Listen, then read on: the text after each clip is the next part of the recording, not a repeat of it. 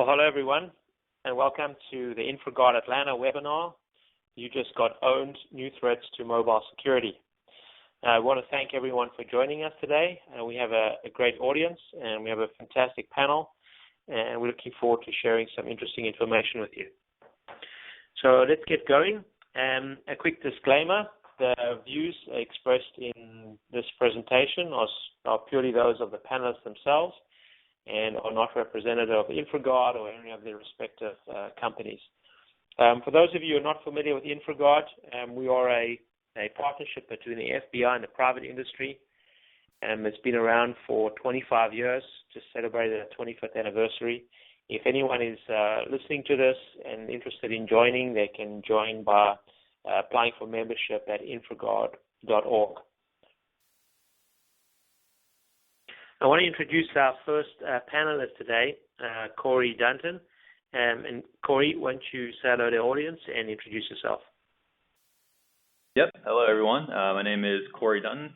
So I'm a product manager at Ionic Security. I'm currently charged with the strategy of our mobile data protection, as well as other areas, including user collaboration and federation.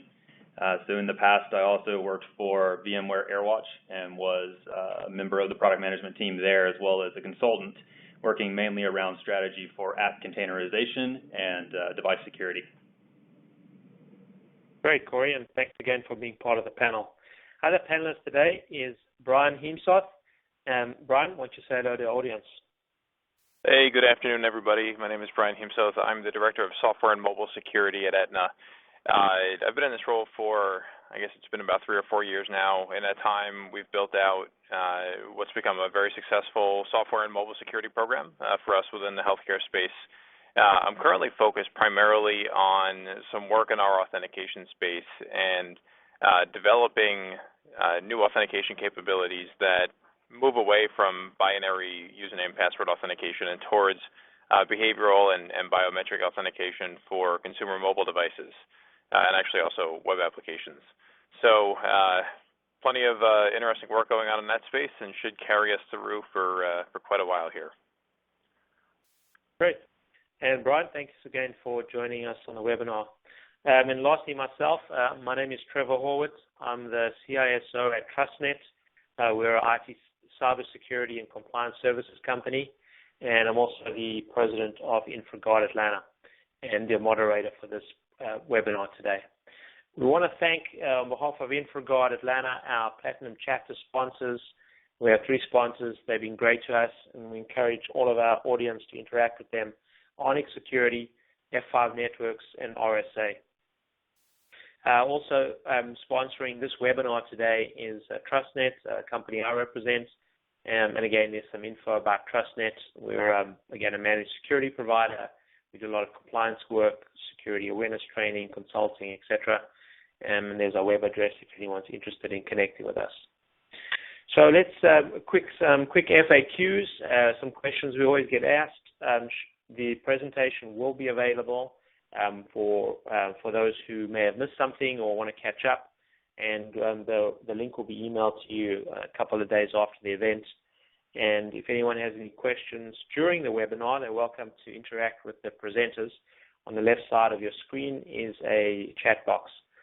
And please do interact with us. We do have a few minutes at the end of the presentation which we've set aside for answering questions. We have a Q&A session.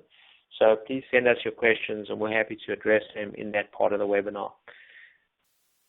Moving on from there, today's agenda is going to be divided up into 5 different sections. First thing we're going to discuss is talk a little bit about mobile threats and some of the unique characteristics of mobile threats versus sort of traditional cybersecurity or other network infrastructure.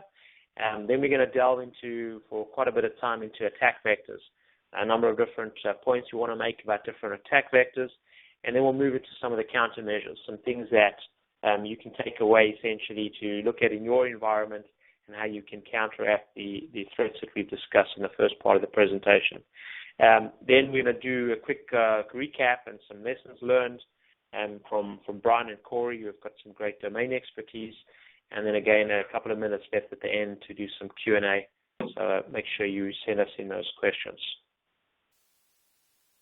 So let's kick things off and go straight for the gut.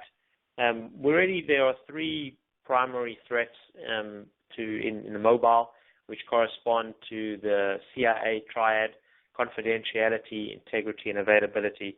So let me get started with Corey. And Corey, how do you think that these mobile threats differ in the mobile environment, say, of a traditional corporate infrastructure? Right. So I think that mobile is unique, right? Mainly because it's ubiquitous. It's across every single user. So every user has a mobile device on their phone, and it essentially has access to any secure data in your organization, as well as any PII, personal identifiable type information that the employee or that the user has.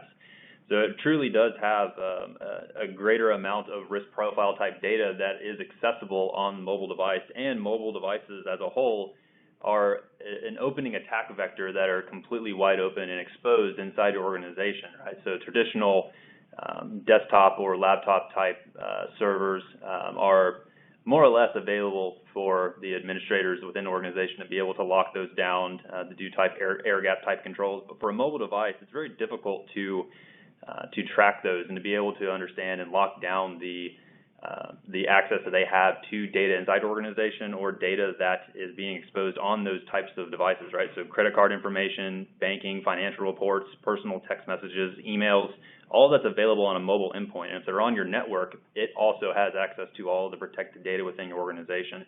So it's very difficult because it's just an immature platform to be able to lock that down and be able to limit the exposure and the risk that's available on those platforms. Great. And Brian, what do you think about these sort of threats? Are they different to what you see in the traditional cybersecurity environment, or vastly different? Yeah, I think Corey actually really nailed it. So they are certainly different than what we see on traditional devices. Obviously, if you look at things at a basic level, you say, oh, well, malware, that's not a new concept. We've been dealing with that for years. And network threats, sure, we've had network threats, since the beginning of networks. But it really becomes a different type of thing when you think about the fact that as Corey mentioned, these mobile devices are crucial to everything that we do in our lives. And these devices probably know more about us in terms of the data they have than our friends or spouses.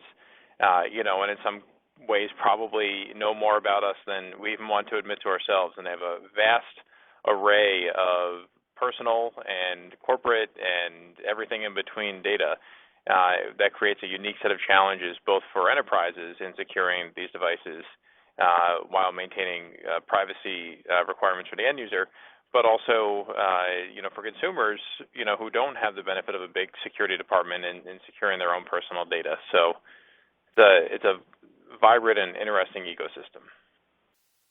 Yeah, and one of the other things that's rapidly evolving is the footprint for mobile devices. Just a couple of years ago, it was just your mobile phone, but now we're seeing a lot of wearable technologies as well. And that not only are they penetrating into the consumer space, but now they're being brought into the corporate environment as well. So just expanding footprint. One of the things I wanted to mention to our audience, the InfraGard has a very interesting program that's run through the Department of Homeland Security. And this addresses specifically one of the threats that we put up there, which is availability. And if you're a member of InfraGard, you can actually apply for this program. It's called the GETS program, GETS, which stands for Government Emergency Telecommunications Service. And there's a second program which has a similar offering, which is called WPS, or Wireless Priority Service. And both of these services, as an InfraGard member, you can apply to get approved for the service. Allows you to get priority in the event of a crisis or disaster, any sort of emergency for mobile service. So if you're in a position where if there was a natural disaster or some type of disaster and you would need priority service, it's really a great benefit if you're in the need for that type of thing. So the GETS program is actually free. You just have to apply for it and get through the approval process. The WPS program is a fee associated with it, a small sign-up fee and then a monthly fee. But again, great benefit as an InfraGard member to get access to those programs. So moving on from there and into the heart of our presentation, which is talking about attack vectors. So the first one we're going to talk about is the communication attack vector. So there's a number of different characteristics that are unique to the mobile environment in terms of communication. So let's go off with Brian. What's your take on this communication? How does this differ from other types of environments, and where do you see the threats here?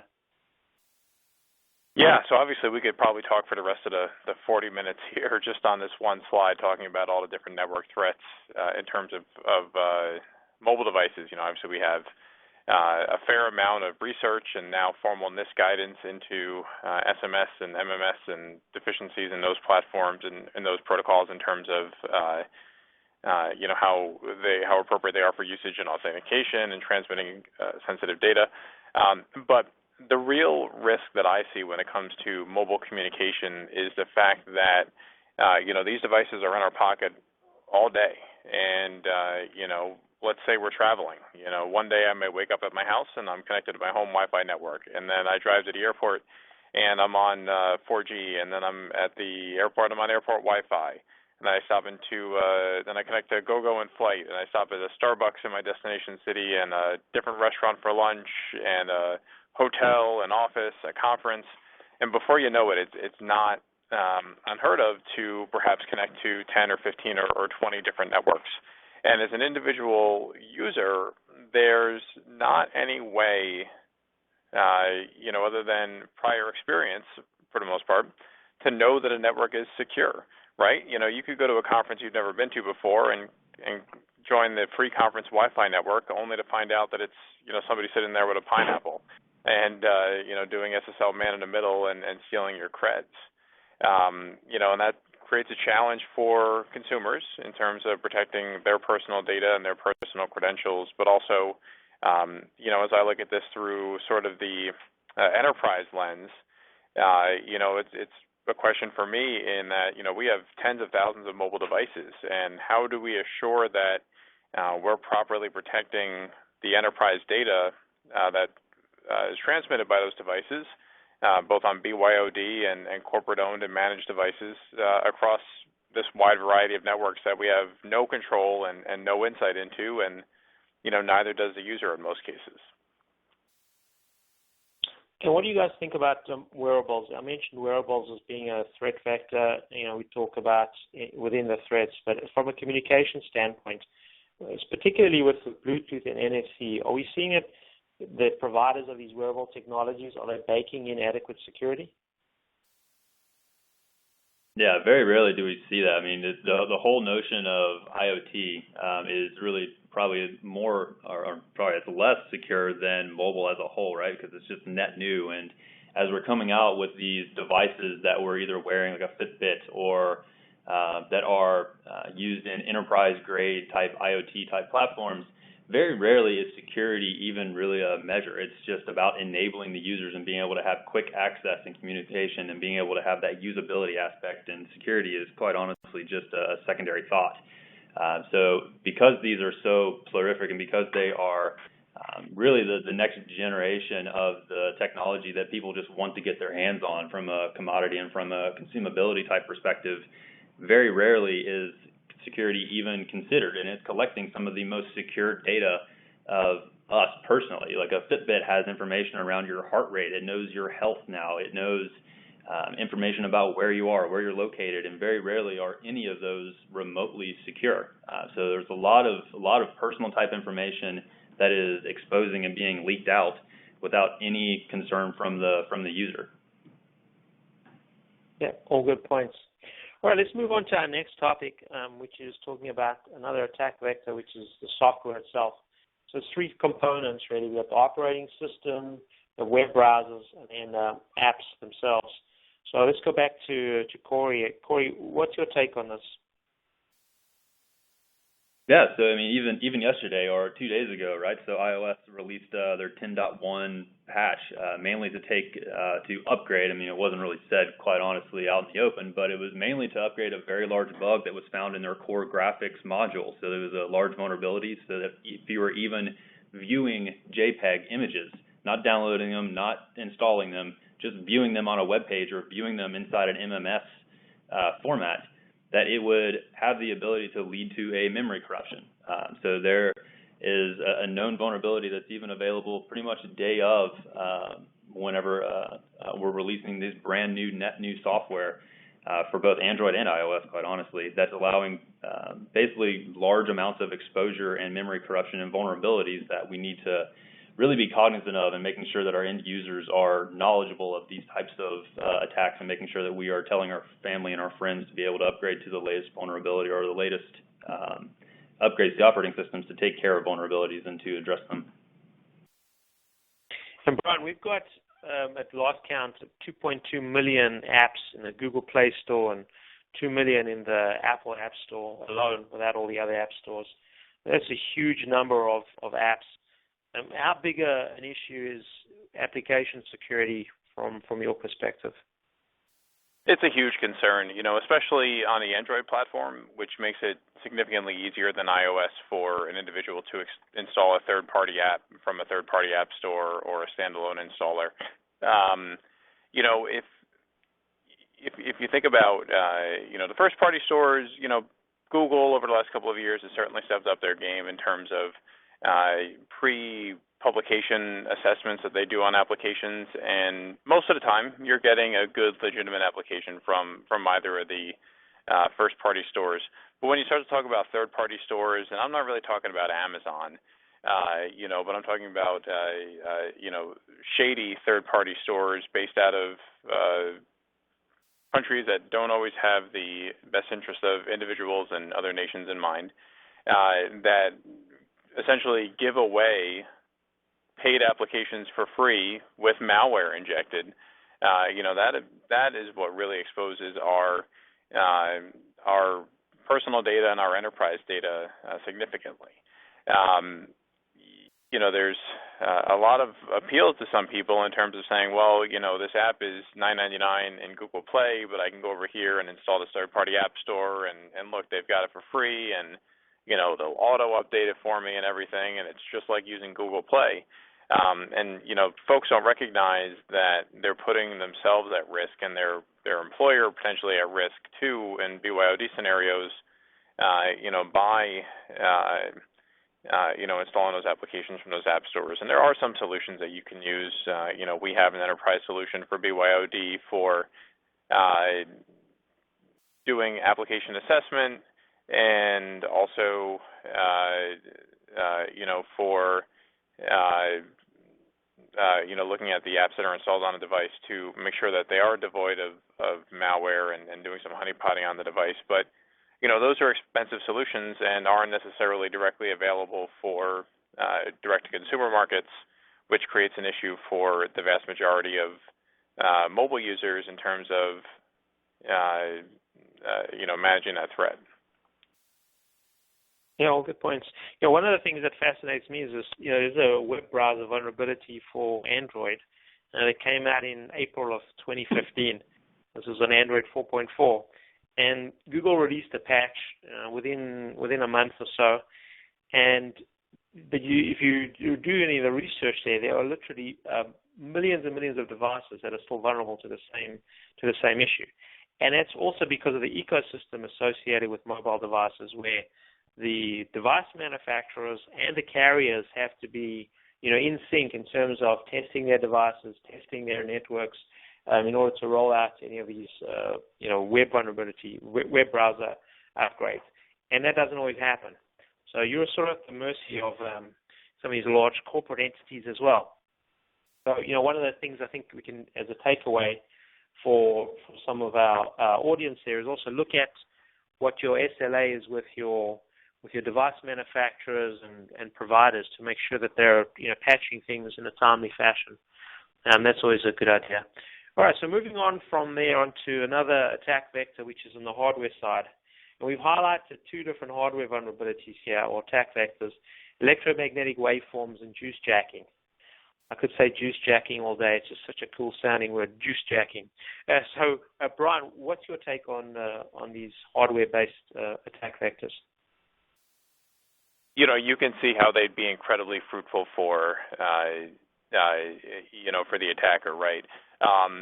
we're all security conscious individuals. We're on this call, and I think the thought of walking into a sports event or a train station or a mall and plugging our device into a USB port and charging it, makes us cringe. But, the vast majority of people won't think twice about it. They'll say, oh, free power. And you know what, in 99.9% of cases, that is just legitimate free power, but, either it's also incredibly simple for someone with a malicious intent to, try and take advantage of that connectivity to push a profile or push malware, or if you have an ADB connection set up over USB, things can get pretty bad for you, right? On Android, but it's also a simple problem to solve, and it's one of education. And I've done this with family and with friends, and to a lesser extent, we provided guidance through the enterprise here as well. And that you can educate people not to plug into USB devices that they don't own and control, or you can educate people to use one of those $2 write blockers, which are very effective against guarding against attacks like that. It's just like a lot of other things in the mobile ecosystem where it's a matter of us as security individuals educating our users and our family, to make the right decisions when it comes to mobile. So one thing we neglected to do is actually define what we mean by electromagnetic waveforms. So this is actually an interesting type of attack vector where the attacker would actually spoof the audio input in order to inject commands via the audio interface. So essentially what they use is the headphones, wired headphones, act as an antenna while they're plugged into the audio output jacks of a vulnerable smartphone. A very interesting type of attack. And I know it's been successfully deployed in certain instances. And I remember a couple of years ago there was an experiment set up, and I think it was either Black Hat, it could have been RSA, but this juice jacking was actually, they had a little stand set up just to say, plug your mobile phone in here, and they had a ton of people coming and do that and actually fell victim to that. Moving on to our next attack vector, which is something that's probably familiar to most people, but password cracking and malicious software. So, Corey, give us a take on what you see here on this particular vector. Yeah, this is obviously a very, very large vector because you all do have malware that can be installed on the device that is able to bring up very similar looking password prompts on your Android device or even on your iOS device. I've seen attacks where this happens on iOS devices as well. But the user, unbeknownst to them, is putting in their passcode to be able to effectively allow access to the rest of their system, right? So they're being presented with a passcode screen that they are basically not aware that it's not system level prompts. It's just another application that's presenting it, and they're essentially just giving away the passcode to the device itself. So that's a huge issue from the malware perspective. Also, from a smudge attack, this is one that we've heard quite a lot actually, especially in recent years at Black Hat or DEF CON. But there are a lot of other small little libraries, modules that are being developed anyway that just scramble the numbers on a PIN code. So those are pretty interesting type use cases and pretty interesting solutions. So if you're developing an application, just scramble the numbers on the PIN code, or use more of a pattern-based approach, right? Or actually just move away from PIN codes altogether and use the additional mechanisms that are available both on iOS and Android when it comes to facial recognition potentially, or Touch ID or fingerprint sensors that are available on the phone, and be able to really make use of those types of processes. And they're there for a reason, right? So I think that's really just as Brian was alluding to. It's a matter of education to your employees, to your family, to your friends, to be able to say these mechanisms exist for a reason, especially with Touch ID. That's one that's very, very easy to use, very easy to implement, and it actually increases the usability of a device, right? So I'd highly recommend that we continue to, as security experts in the space, continue to push those types of best practices within the industry. Yeah, one thing again I forgot to do is really just define what is a smudge attack. So a smudge attack is really looking at imaging finger smudges on the screen that will discern the user's password. And if you put a smudge attack together with shoulder surfing, I think you get a Smurf attack. Is that correct? I just made that up. There's no Smurf attack in mobile. Ironically, there's a Smurf attack, which is a particular type of attack, a distributed denial of attack using ICMP, but that's really got nothing to do with this. So moving on from that into the next type of attack vector, and that is looking at our countermeasures, looking at operating systems. So here we've shifted from some of the attack vectors, and now we're talking about some of the defense mechanisms that our users out there can look at. So let's again start off with Brian, and give us a take on how we address these, particularly from an operating system perspective. What's effective, what works, what doesn't work? Yeah, so managing the operating system gets to be tough. There's a variety of process isolation or really more sandboxing solutions for individual functions on BYOD or corporate-owned devices, right? So we have MDM functionalities that have different levels of sandboxing capabilities. We have email solutions that have been around for a number of years that provide us with the ability to sorry, my screen got black here temporarily, with the ability to isolate specific core processes or secure email containers and such on the device. But as far as managing the operating system itself from a configuration management perspective, it gets to be really tough, right?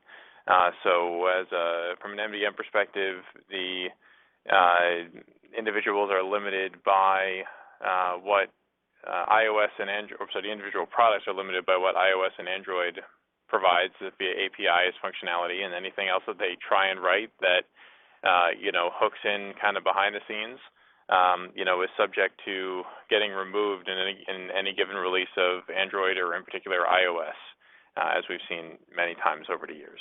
And on BYOD devices where you don't necessarily have MDM configuration in most cases, it becomes even more difficult. You may be exposing corporate email to these devices. You may be exposing other corporate services. You may write applications that are deployed and used on BYOD devices. And, there are some libraries and frameworks that provide root detection and, can provide, white box crypto and obfuscation and anti-tamper protection. But, virtually all of those are defeatable at some level.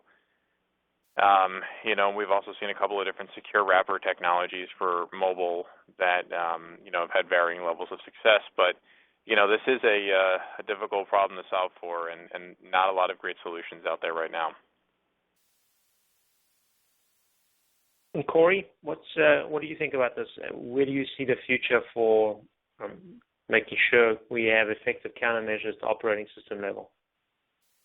Yeah, I think Brian was absolutely, hit the nail on the head there and was moving in the right direction. So regardless of the number of countermeasures that we implement or that that Apple or Google or Microsoft or whoever else implement to ensure that we have process isolation and APIs that are not exposed to the public, regardless, there are still going to be attack vectors that are exposed, right? So even if it's not at the manufacturer level, it could be at the hardware level at the processor, right? So with this new Rowhammer attack that's hitting a lot of these ARM processors, all that is just flipping a bit. And they don't need special file permissions. You don't need special connection to the device through a USB.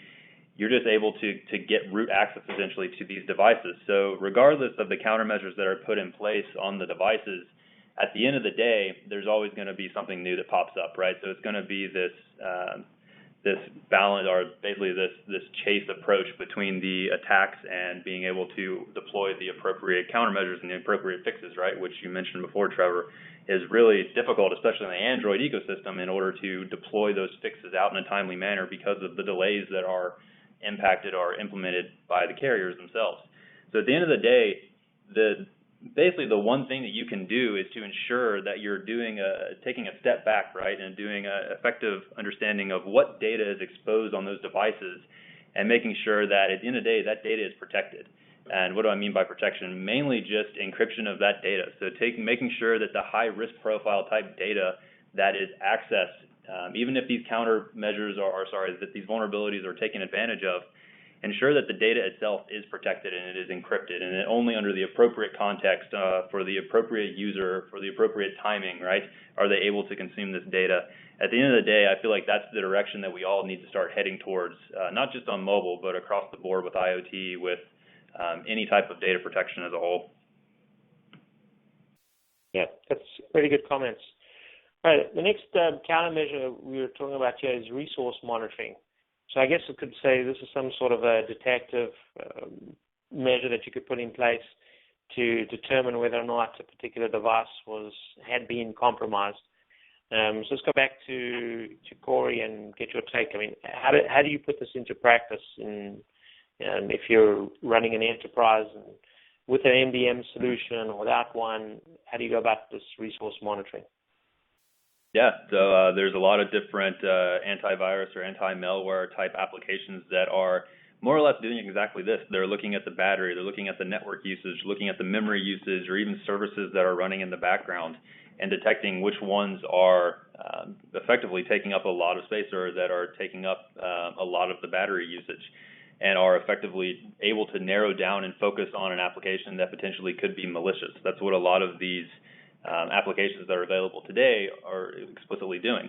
So really the best thing you can do from a enterprise mobility management perspective is to deploy some of these applications and let them run on your managed devices. Let them be able to sit on the device and be able to do anti-tampering and basically malicious activity monitoring to ensure that those devices that you are managing are protected, and be able to send those reports back up to your compliance engines to make sure that you can take the appropriate measures, right, to be able to block access to certain data or block access to particular application sets, or even being able to prevent access to access your corporate network. So effectively deploying those out to those individuals that are on managed devices. And not only that, educating users overall. I keep coming back to this, educating users and making sure that they are aware of these types of applications that are out there. And it's not a pipe dream. It's not going to be an end-all, be-all type solution, but it is one step further, and it is something you can implement and use to help, right? So the more we educate end users, the more that we incorporate a lot of these anti-tampering type applications and AV type applications on mobile, the better we are at protecting corporate data and making sure that our employees are better suited to do that. Yeah, great comments. All right, let's move on to the next one, which is talking about security software itself as a countermeasure. Let's again go back to Corey on this one to start off with. How do antivirus and firewalls and a whole bunch of these new tools that are coming out, constantly evolving, how do these help protect us? Are these things we should incorporate ourselves? Are these things we should rely on manufacturers to put into their software? What's your take on this? Yeah, I mean, it's across the board, right? So I'm a big fan of implementing protections where they are available. So I'm not just relying on, like I said, there's no end-all, be-all type solution, but implement protections where they make sense, because really the more protections you put at the different barriers and the different levels, the more you are reducing the risk of exposure to hackers that potentially do not have as much information, they're not able to access particular data, or do not have the skill set to get past like a firewall, right? Or implement per app VPN type solutions so that only very specific applications on your device have the ability to enter your corporate network and access corporate content, instead of allowing the entire device and any malware additionally that's on that device being able to access your corporate content and enter your corporate network. Implement those types of utilities that are available to us today through the enterprise mobility management tool sets, through applications that we're developing internally, right? So making sure that security teams and IT teams are effectively brought into the process whenever we are creating internal applications to be used for enterprise use, and for also whenever you're looking to deploy different consumer-based applications, making sure that they are taking the appropriate measures and have the appropriate security context that they're taking advantage of, and to ensure that not only your personal information but also corporate information is being protected. And at the end of the day, it's really about just ensuring that the data elements themselves are protected, right? So we can continue to put additional layers on top of the protection. So we started with the network, then we went down to the device. Now we're looking at app containerization and app type or app layer type approaches to security. But at the end of the day, it's the data that you want to protect. And I'm not saying that we encrypt all data, but definitely at least look at the risk profile of the data elements that you are exposing onto mobile devices and understand which ones you're comfortable exposing and which ones you want to ensure are not able to be consumed by somebody who is malicious or a vulnerability that is exposed on a mobile device. And Brian, what's your take here? I mean, a lot of things we've spoken about here as far as security software. I mean, it sounds good if you have a device that's corporate owned, but if you're looking at a BYOD type of environment, I mean, how do you handle things like controlling access to app stores? And I mean, the big one out there is remote wipe. I mean, that's for a lot of organizations, that's the measure of last resort. But in a BYOD environment, you're gonna, wipe out someone's, baby pictures or their vacation photos. How do you handle that?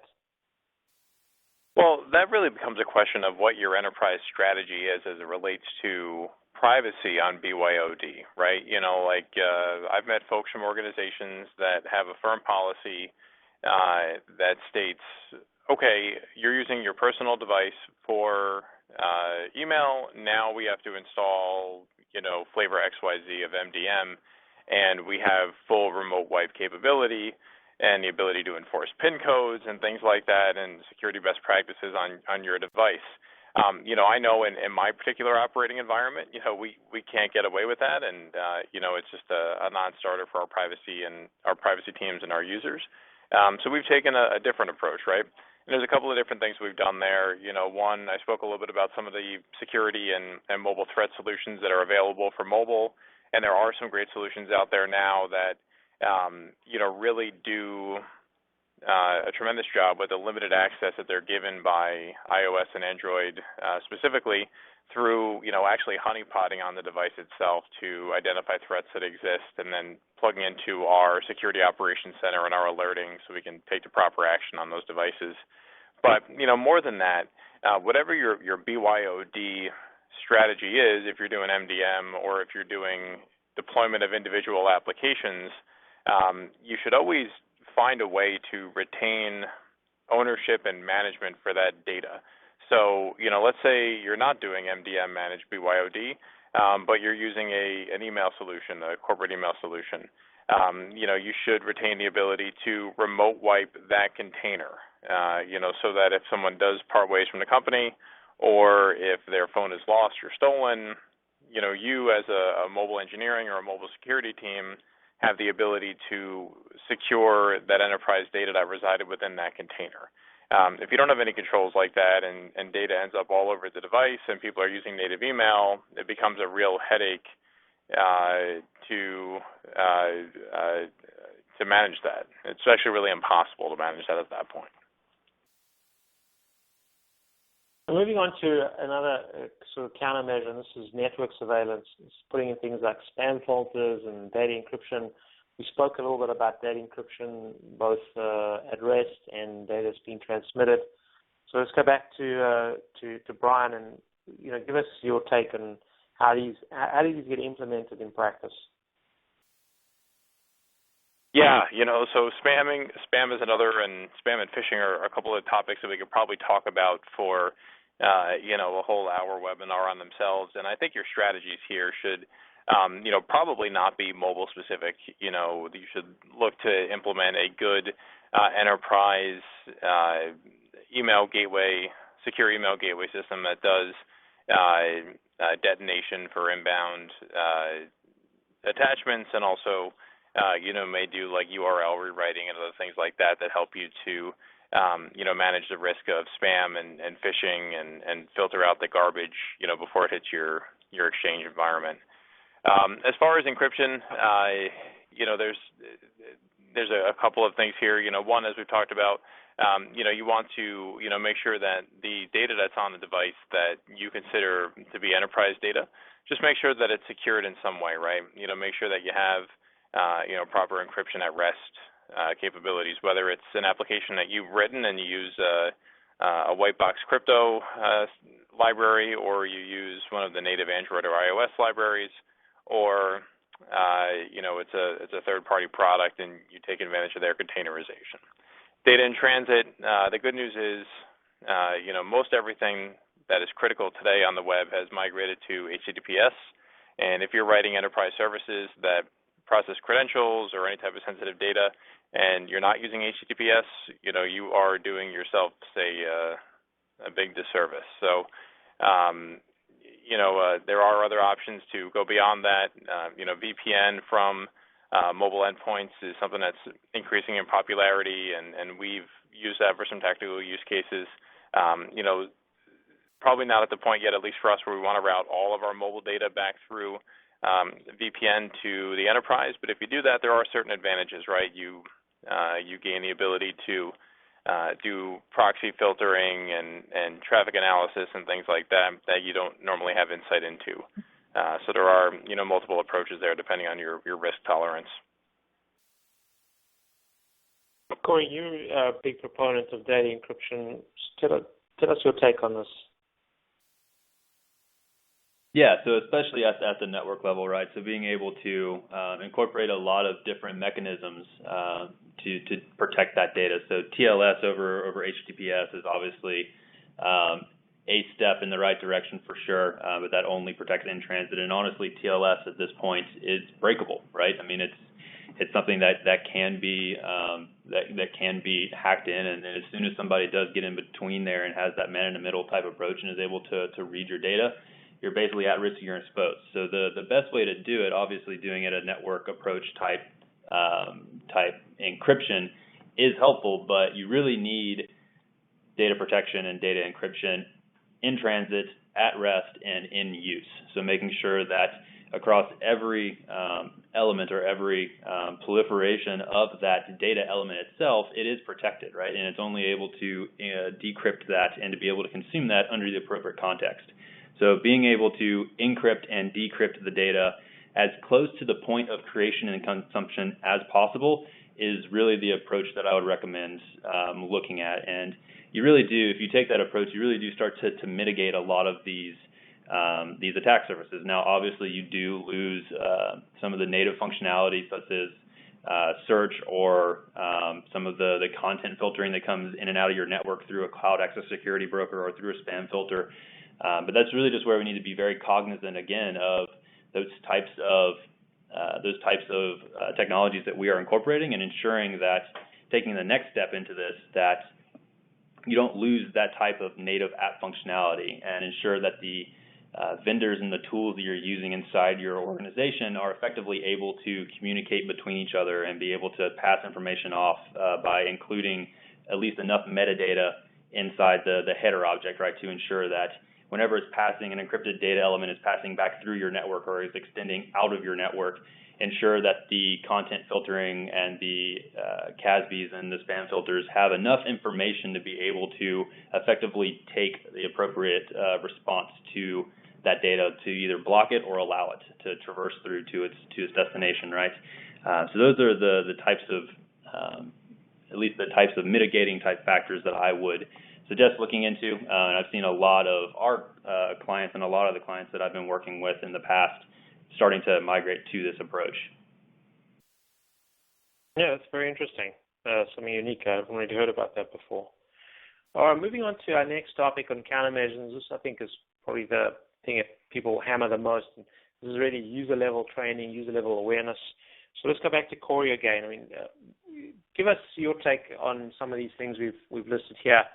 I mean, how do we impart all this information to users? Some of them, these user considerations that we've put up here, maybe not even at the user level, maybe they're more at the corporate level, but go through these things and tell me what you think. What do we need to do, and what message do we need to send to our corporate users?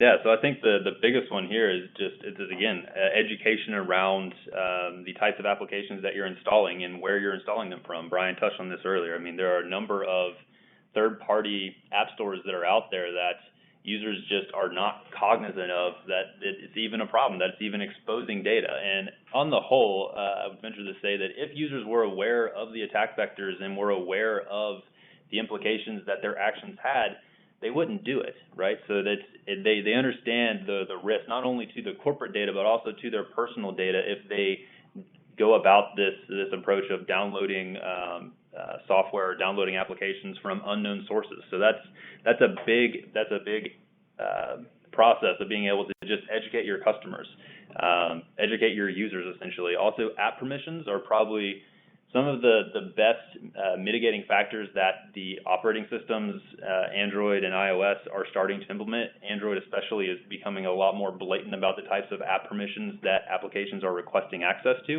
and making the users very cognizant of it. But there's still this factor of just blind click-through, right? The user just accepting the terms regardless of what the implications are.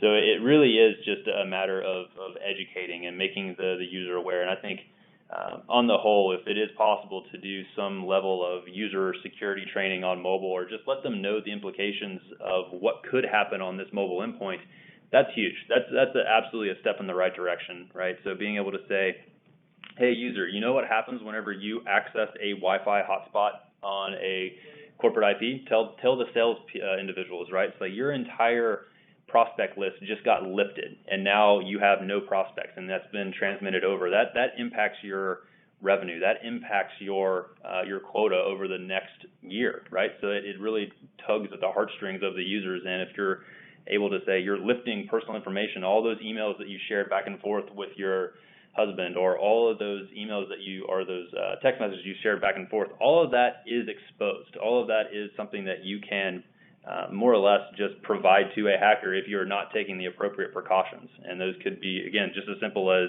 joining a public Wi-Fi, of picking up a USB charger on Amazon and not really looking at who it's coming from, right? Because even a charging cable could have malware directly embedded inside of it. And if you're just picking it up from Amazon and you don't know who the source is, it very well could be infecting you. You just are not aware of it, right? So I think it really is just a matter of user education. Great. And Brian, what's your take on user training? What should we be doing? What works? What doesn't work?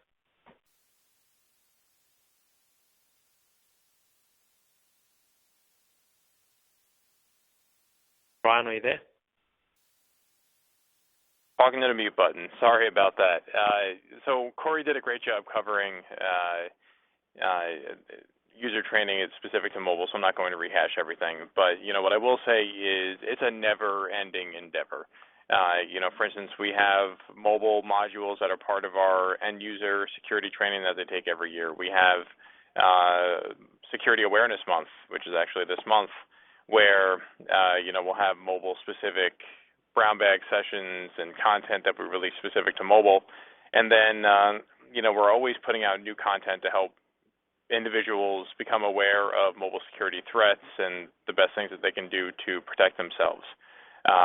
For instance, we just put an article out this morning for all of our employees about the new iOS vulnerability that Corey spoke about earlier. Obviously that's so trivial to exploit and so widespread across essentially every Apple device released in the last few years, that it's important that we get that out, not only to protect our employee and company data that's on these devices, but to help our employees and our members protect themselves.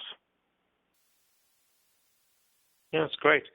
All right, we've got a couple more minutes left, so we just want to do a quick recap and then get into some Q&A. So some of the lessons learned we discussed today, we went through some mobile threats, the CIA triad, and how they differ between mobile and traditional cybersecurity. We spoke about attack vectors in communication and software and hardware, password cracking and malicious software. Within password cracking, we spoke about different types of smudge attacks and type of attacks which may not exist in other environments. Then we went through countermeasures looking at the operating system and how we can lock down the operating system and use things like containerization and virtual environments to protect ourselves. And we've discussed resource monitoring and a lot of the anti-malware type of software that does this resource monitoring. We spoke about security software itself, network surveillance, how making sure we're cognizant of the networks we connect to. And then lastly, we discussed user-level training, probably the best thing that we can do for our users and make sure they're well educated. So I want to move on from there and just spend a couple of minutes to some questions that have come in from the audience. So the first one I want to address, and maybe I'll address to you, to Brian, is how often should we perform mobile security audits and penetration testing? Is that something in the mobile environment that we should be doing on every 6 months? Or should we be doing annually, every couple of years? Or is that something we shouldn't be doing at all?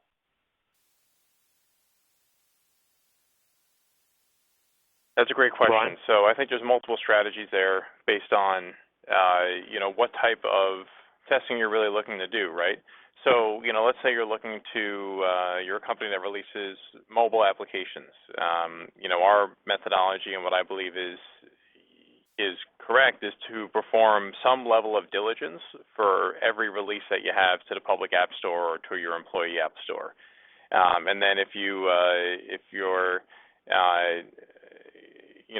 on say a quarterly release cycle or even a weekly or monthly release cycle, pick out 2 or 3 releases a year for more thorough pen tests, either through an internal capability and a team that you manage, or bringing in a third party to leverage their expertise. As far as mobile hardware and the OS itself, I know we allocate less of our resources towards that. We do leverage some third parties to help us out in that space. And that really comes down to what type of resources you have available and your risk tolerance for the mobile devices themselves. Okay. I've got maybe 1 more minute left, so I'll let Corey get in the last word. Corey, anything else you want to address, sort of big picture, before we wrap up? Yeah, so I think that we've pretty much covered. So I think everybody's aware of my stance on data encryption and data protection, right? But I think that overall, it's touching on one of the last points that I was making. So this intercommunication and interoperability of different applications and toolkits that you have inside your organization. That's really where we as vendors rely heavily on you as customers, right? And you as clients to be able to say, let's ensure that these tools that we're using inside the organization are effectively communicating and interoperating, right? So we lean very heavily from a provider type perspective on you as customers to drive those types of conversations. And I think ultimately that's going to be the approach that we need to start leaning towards and driving towards, to be able to say these network-based tool sets need to communicate with these device protection mechanisms, with these data encryption type mechanisms, ensuring that we're all effectively able to communicate to, at the end of the day, secure your data in the most effective way possible, right? Instead of providing point solutions that target or that solve different stacks within the problem, within the technology stack itself, or different layers in the technology stack, ensuring that we are all effectively working together towards the same goal. That's great. Well, I want to thank Brian and Corey so much for joining us on this webinar. You guys provided great input, excellent content. I want to thank you for your participation and thank all our audience for your participation. And again, the recording will be coming out in a couple of days, so look out for that. And thanks for joining us, and look forward to interacting with you on our next webinar in the next couple of months. Thanks. Take care, everyone. Have a good day.